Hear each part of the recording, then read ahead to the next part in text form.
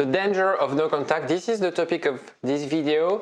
No contact, don't get me wrong, is a very efficient tool, but like any tool out there, if you don't know how to use it properly, if you use it the wrong way, it could really damage yourself, damage your relationship, and ruin the chance of you getting back with your ex. I explain everything after the jingle. IGetMyExBack.com. Everyone deserves a second chance. Before I get to the why and how to do it, I want to remind you that I put together a quiz, and the reason I'm saying that really at the beginning of the video is for you to assess whether you have any chance to get back with your ex. If you're not sure and you're trying no contact, you might actually be trying to fight for something that you can't win anyway. So my advice is to take the quiz to know whether what I'm going to say would apply to you. If you have a score above 15, it means that you have a chance to get back with your ex, and therefore no contact can be used. If you have below 15, honestly, it's going to be very hard, regardless whether you do no contact or not. So now it's out there. The link is in the first comment of the video. It takes literally 2 minutes and it's totally free. First of all, no contact feels wrong, and I'm pretty sure when you heard about this concept for the first time you felt like, but that's not exactly what I want. That's not exactly how I feel I would get back with my ex. The thing is, you had that unique relationship. It was different. This is what we assess in the quiz, by the way. And it doesn't make sense to stop something that was so strong. You feel like, it's such a shame. Feels like it's unfinished business. Feels like, you're in the middle of a sentence and you're interrupted, kind of thing. And the storytelling, the story you tell yourself is, what if I could explain? What if I could show him or her?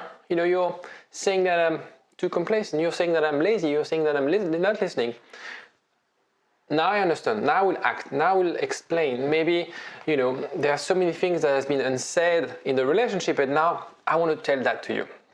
The problem is that when your ex decides to break up with you, it is too late. It's never too late to apologize, but it's too late to explain. It's too late to show them. The reason is that it was a calculated decision.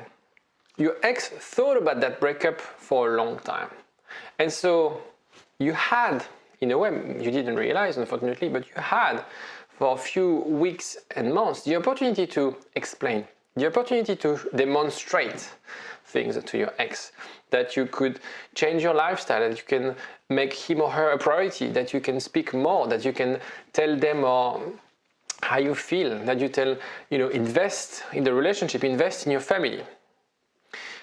What you have to understand is at this stage, you won't be able to change their mind with words. A lot of people think like, yeah, but I'm pretty sure that if I talk to her or if I talk to him, I can talk them out of that decision. It doesn't work like this. It's a shock for you, obviously, but for them it's a release.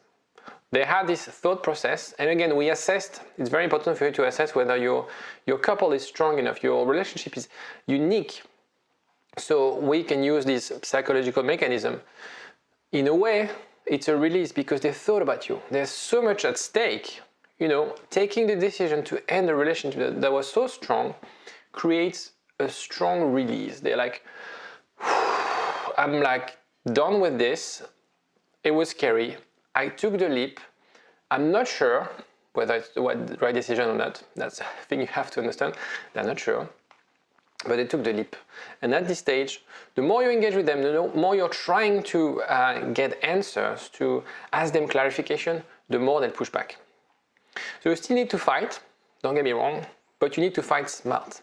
What I mean you need to fight, it's not about confronting the other. It's not about trying to get hold of your ex to ask for clarification, trying to prove them directly that you've changed or that you're ready to change. That's not what I mean by that. What I mean by fight is you have to understand that everybody hates to be told you're wrong.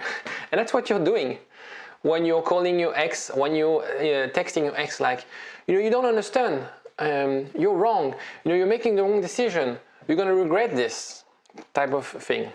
Obviously, I hope you don't say you really regret this. This is what you're saying when you try to convince them, right? You have to understand this. You need to find an indirect way to prove them wrong. Okay, it's very important. If you go confrontational, if you go directly to them, at this stage, it's not going to work.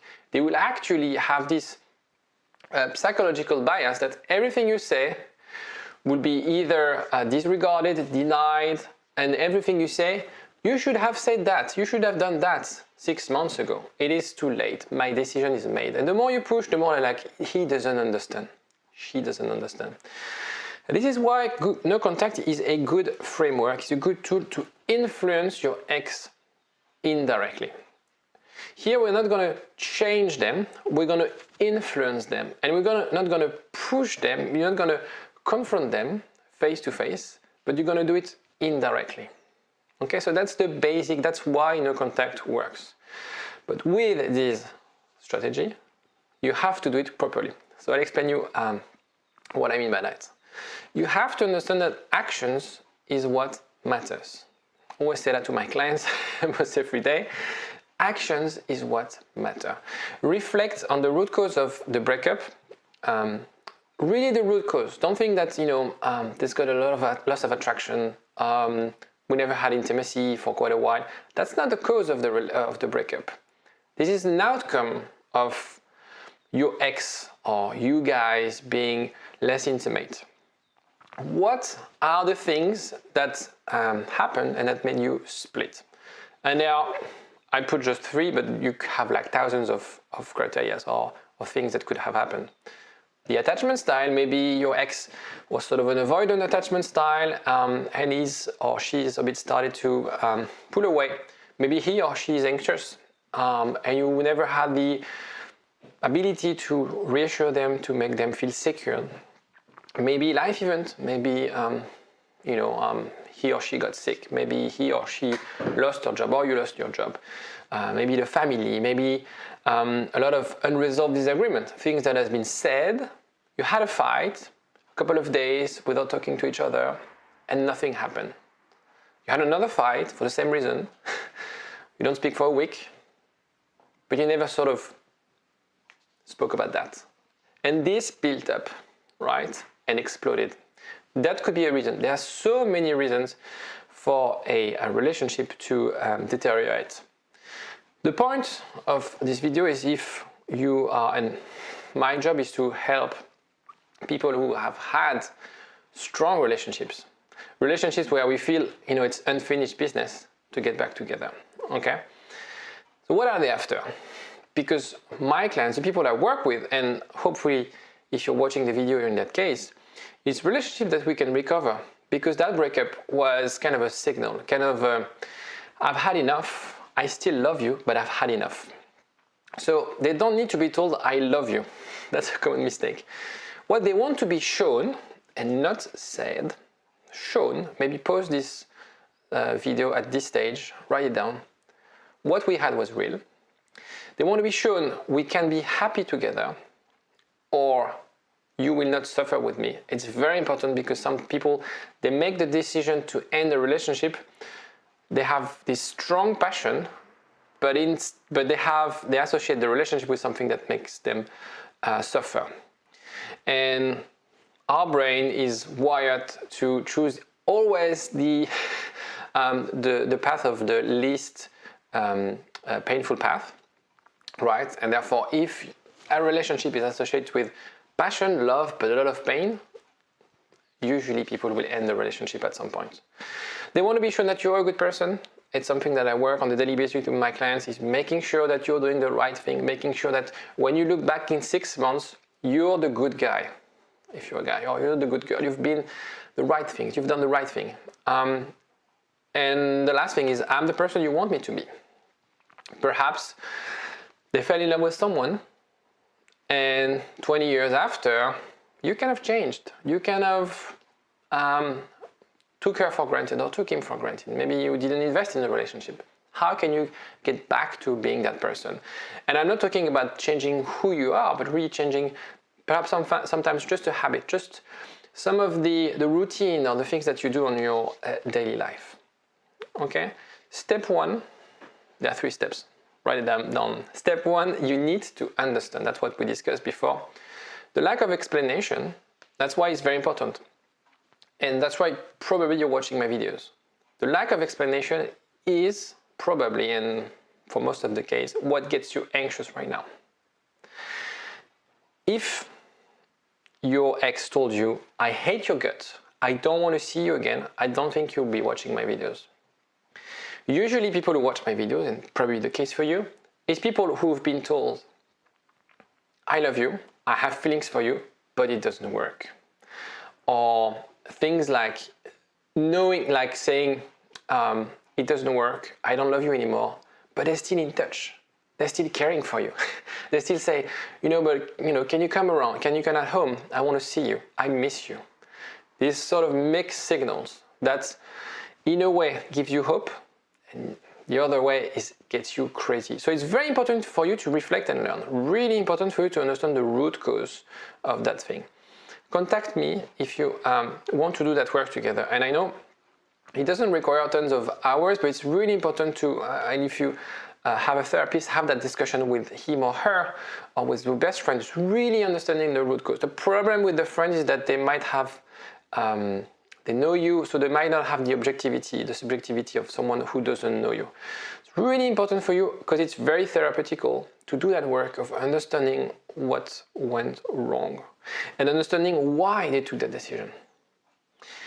And you'll understand, I'll explain after that, is really about how you can apply this and do it. Work every day on your shortcomings. Okay, you've done that work of what was wrong, what have I done, what are they expecting of me? And it's hard because very frequently they don't tell you exactly what they want. It shouldn't be an overnight change. So don't see it as like a massive transformation. It's just the result of small and consistent effort. I'll give you an example. Loss of weight. You don't lose 3 stones in a week. Couple of weeks of effort. Every single day you change something, you eat in, dessert plates, you exercise more, and it's after a few weeks of working on that you see the result. Therapy. I don't know anyone who came out of depression or feel less anxious just having spoken with a therapist for an hour. It's every, sort of a process of speaking with someone on a regular basis. At the beginning, you don't necessarily see the fruition, but after a few sessions, then you kind of understand and digest and sort of transform. Lifestyle, changing job, changing your work-life balance takes some time. You can't change job in a week. So it's really about, but what you do is every day you apply for new jobs, is every day you work at, on a side hustle, stuff like that, to make your life different lifestyle, okay? Just do it. The thing is, also one of the big mistakes people make, they say like, okay, I'm gonna, change radically from one day to another, but then their ex will feel like, whoa, that's weird. That's really weird. So we need to be a natural transformation rather than really kind of a fake one. Also the problem with that, and you can obviously read tons of books on that, if you want to have a change that will be sustainable, it has to be something that becomes a habit, that becomes a routine, and that becomes the result, that is the outcome of small, consistent change. Great example is diet. The worst thing to lose weight is to go into this fast diet, because studies have shown that's the best way to do yo-yo and to come and be actually gain weight as the result of that. What you have to do is look for the long-term results. And the long-term result is tiny change every single day. Step 3 is to show up. This is where some of the people I speak with get confused.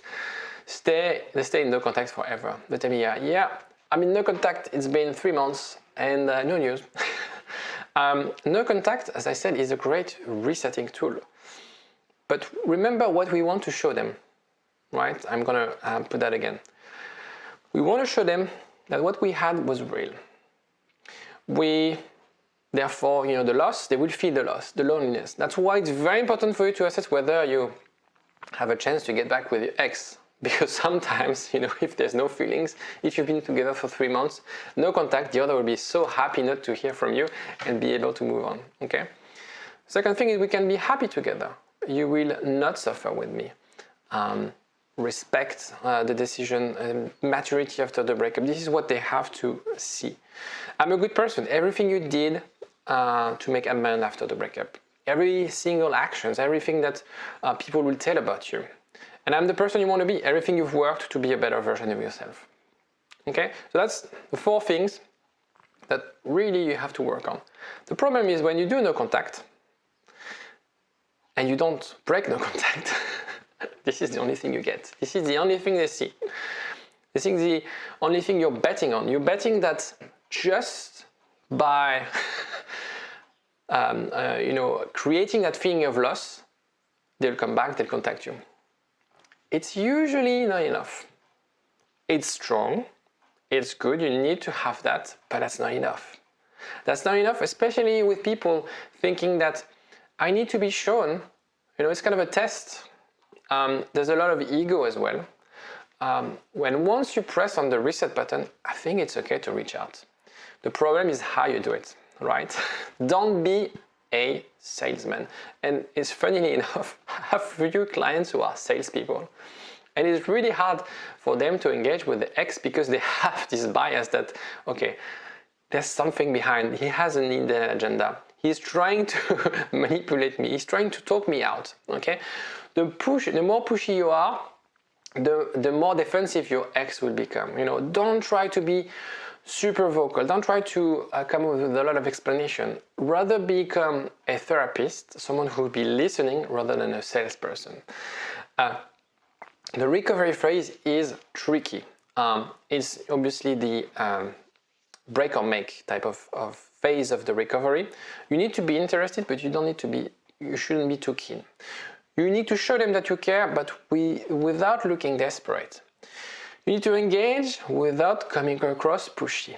And so you see, you have this need to find this balance, which is new, because that's why it's very hard, because when you were together, you didn't have to not to come across as needy because you were together, right? Things were simple. You didn't play games. Here, I'm not saying that you should play games, you should be really mindful, because the problem with recovery, the problem with getting back with an ex, is that people, as soon as they realize that you're trying to get them back, they'll pull away.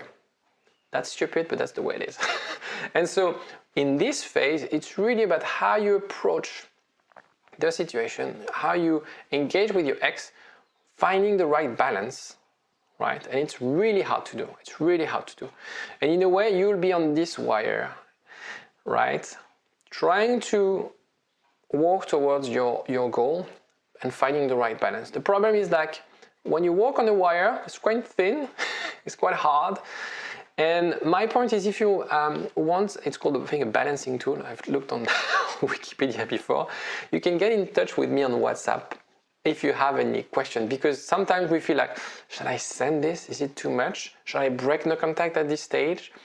They sent me this. Should I reply? How many messages shall I reply? How many days shall I wait? There's so many things, so many questions. And be careful when you're on this wire. It's very easy to fall and trip, especially if you're between the World Trade Centers. You don't want to fall, right? So don't hesitate to get in touch with me on WhatsApp. There's my number in the description, and I'll see you next time. Bye-bye. igetmyexback.com. Everyone deserves a second chance.